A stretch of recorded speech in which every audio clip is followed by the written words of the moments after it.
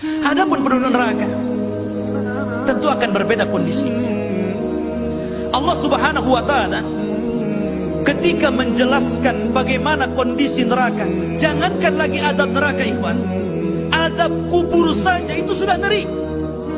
Adab kubur. Suatu ketika Nabi SAW, itu kebiasaan Nabi, kalau habis sholat subuh, Rasul itu biasanya bertanya kepada para sahabatnya, mimpi apa kalian semalam? Itu pertanyaan Rasul yang biasa ditanyakan apabila selesai sholat subuh. Mimpi apa kalian semalam? Kadang Abu Bakar mengatakan saya mimpi ini, kadang Umar mengatakan saya mimpi itu, terkadang mimpi ini. Maka Rasul akan takwilkan mimpi-mimpi para sahabat. Tapi Nabi membatasi, jangan pernah cerita mimpi buruk kepada orang. Ya Bu ya. Jadi kalau ibu mimpi buruk jangan cerita. Ustaz, saya mimpi, dalam mimpi saya suami saya dililit ular. Ya nggak apa-apa, biarin saja. Di mimpi kok.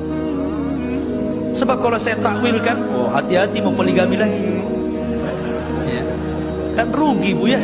Kalau itu saya nggak mau tanya lah, kan begitu. Ya. Jadi yang baik-baik saja, yang baik-baik, yang mimpi baik saja antum tanyakan. Yang buruk sudah simpan saja. Jadi ketika itu Nabi SAW kebetulan tidak ada satupun sahabat yang mimpi malam itu. Kata Rasul, saya bermimpi semalam. Kemudian Rasul mengatakan, tiba-tiba dua malaikat datang mengapit kedua tanganku, kemudian mengangkatnya. Ternyata aku dibawa ke sebuah tempat yang mengerikan. Pertama yang kujumpai, kata Rasul, orang yang diterlentangkan. Kemudian di sampingnya ada orang berdiri bawa batu, dibenturkan dengan batu itu kepalanya sampai hancur. Kemudian setelah hancur, kemudian dibentuk lagi dengan kepala baru, dihancurkan lagi, dibentuk lagi dengan kepala baru. Begitu terus. Kata Rasul, subhanallah, mahana, apa ini?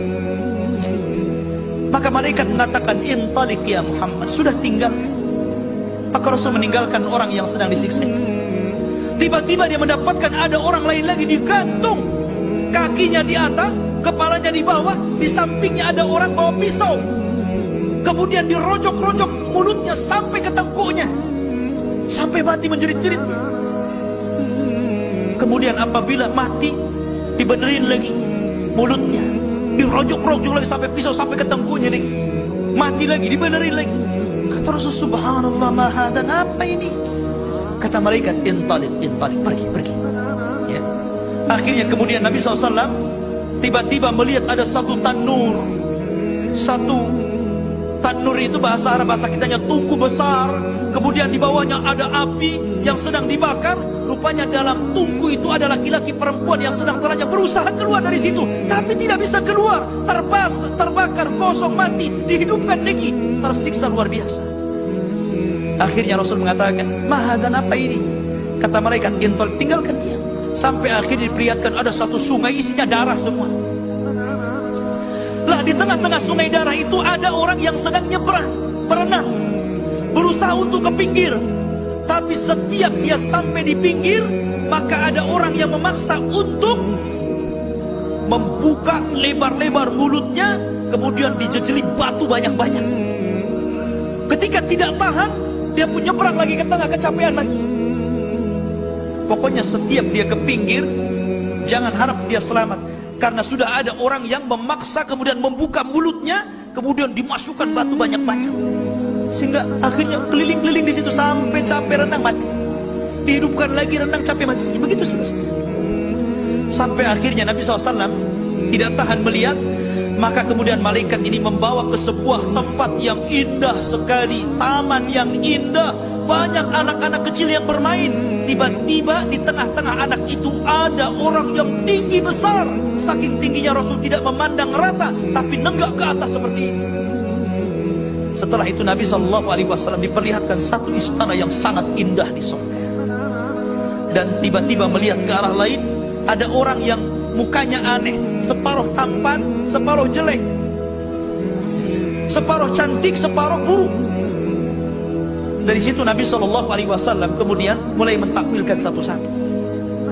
Kata Nabi SAW, adapun orang yang tidur kemudian dibenturkan dengan batu kepalanya sampai hancur, maka orang itu adalah orang yang sengaja meninggalkan sholat karena tidur. Kan ada orang seperti itu, pamannya datang waktu asar, masih ada waktu, saya mau tidur dulu. Akhirnya bablas sholatnya karena tidur. Masih ada waktu, saya istirahat dulu. Dia kepalanya sudah tahu itu waktu sholat, tapi sengaja meninggalkan sholat karena tidur, maka dibenturkan kepalanya dengan batu. Adapun orang yang digantung kakinya kemudian ditusuk-tusuk mulutnya dengan pisau, dialah orang yang kadzib yablugul afah, para pendusta yang sudah keterlaluan dustanya itu. Apalagi di zaman sekarang, ikhwan, para pendusta itu banyak. Sekarang zaman medsos ini banyak yang hoak-hoak kan itu, ya kan? Dikit-dikit hoak lagi. Apa nih cerita? Ya. Di zaman sekarang kan zaman dusta ini. Yang jujur jadi dikatakan dusta, yang dusta dikatakan jujur, itu zaman sekarang. Ya. Adapun orang yang dalam tungku itu para pezina laki-laki dan perempuan. Adapun orang yang berenang tadi di air darah, mereka lah para akilur riba, para pemakan riba, kata Rasul. Adapun taman itu adalah taman sorga. Adapun orang yang tinggi besar adalah Ibrahim. Adapun anak-anak yang bermain adalah anak-anak orang-orang mukmin yang meninggal di waktu fitrah. Sahabat bertanya Rasul, bagaimana dengan anak-anak orang kafir? Maka Rasul mengatakan, dia anak-anak orang kafir pun akan digabungkan di situ. Kemudian adapun istana-istana itu adalah rumah yang Allah janjikan kepada. Adapun orang yang buruk rupa separuh dan tampan separuh, maka orang itu orang yang 50-50 kebaikannya, yang separuh baik separuh buruk, tapi Allah ampuni mereka. Kata para ulama, ini bukan adab neraka, ini adab barzah, ini adab kubur. Kalau adab kubur saja sengeri ini, ikhwan, gimana adab neraka? Pada adab kubur itu kan permulaan. Wajar kalau kemudian para sahabat menangis apabila diingatkan tentang adab kubur, seperti Utsman bin Affan, karena dia tahu bahwa kuburan itu bisa saja menjadi lubang menuju neraka atau bisa menjadi taman menuju surga. Makanya ketika orang itu kemudian mukmin, kemudian berhasil menjawab 3 soalan malaikat, man rabbuka wa man nabiyuka wa madinuka, dia sanggup menjawab Allah, Muhammad dan Islam, maka Allah mengatakan, sadaqa abdi, hambaku telah benar. Bentangkan kepadanya seluas-luasnya tanah kuburan, kemudian bentangkan jalan menuju sorga, biarkan hawa sorga itu masuk ke kuburannya. Disitulah dia berdoa, ya Rabb aqimis saah, tegakkan cepat hari kiamat.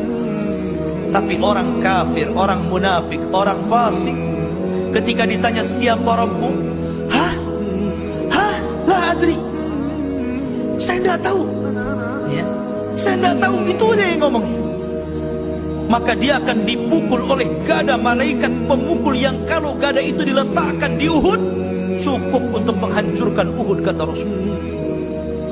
Maka ketika dia tidak sanggup menjawab, maka Allah mengatakan, angkadzaba abdi, hambaku adalah pendusta. Sempitkan kuburan,